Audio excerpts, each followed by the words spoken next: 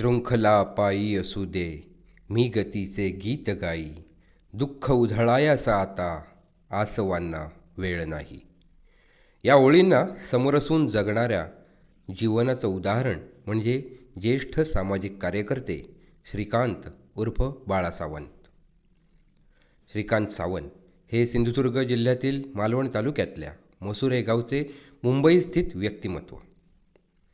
श्रीकांत सावंत यांना त्यांच्या सर्वसामान्य बालपणानंतरच्या सळसळत्या उत्साही इच्छांनी भारलेल्या युवादशेनंतर राष्ट्रसंत श्री पाचलेगावकर महाराजांचा मार्गदर्शक आशीर्वाद लाभला. त्यानंतर त्यांच्या सळसळत्या इच्छांना इच्छाशक्तीची गती लाभली, ती अगदी आजपर्यंत.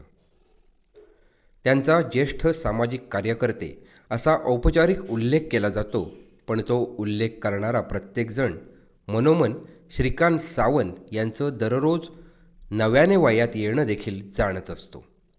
जगात रोज नवीन घडामोडी घडत असतात आणि अशा अनेक घडामोडींच्या गडाभोवती श्रीकांत सावंत यांचा चिंतनाचा घेरा धरून वैचारिक पहारा देत असतो. श्रीकांत सावंत यांच्या मसुरे गावच्या किल्ले भरतगडाच्या भोवतालच्या एका वाडीचं नाव देखील गडघेरा वाडी असंच आहे. हाही एक योगायोग असावा. कामगार नेता आणि सामाजिक कार्यकर्ता असा त्यांचा प्रवास त्यांच्यातील सामाजिक ध्यासाच्या आग्रहाने नटलेला आहे. श्रीकांत सावंत यांच्या भरदार आवाजात एखाद्या छोट्याशा प्रसंगाला सुद्धा समारंभ बनवायची शक्ती आहे. एखादं काम करताना ते सामाजिक, राजकीय, औद्योगिक किंवा निष्क्रिय व्यक्तिमत्व असा वर्गीकरण ते करत नाहीत. कामाचं ठिकाण बघतात, परिसराचा अभ्यास करतात आणि या दरम्यान ऐकीव गोष्टीवरनं कोणत्याही पूर्वग्रहावर ते पोचत नाहीत. हेही त्यांच्यातील खुल्या मनाचा उपासक दर्शवणारं असंच ठरतं. 8 डिसेंबर 1952 साली जन्मलेले श्रीकांत सावंत हे श्री संचारेश्वराचे एक दूत आहेत. दैनंदिन वाचनाने त्यांच्या मुक्त संचाराला आचार आणि विचारांचं भान मिळतं.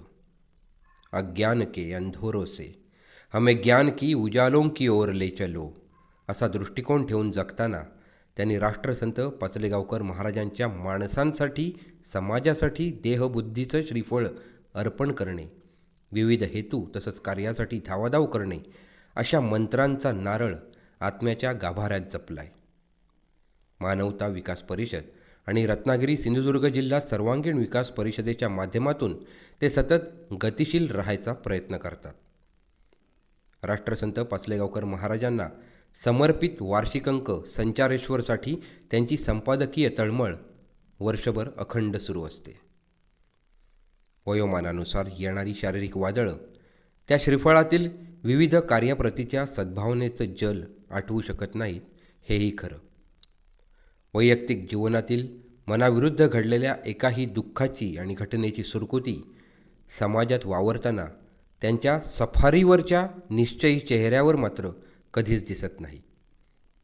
मसुरे मेढावाडीच्या मूलनिवासी बाळाचा सामाजिक कार्यकर्ता श्रीकांत सावंत होण्याचा नित्योदय वयाची 73 ओलांडतानाही अखंड सुरू असतो.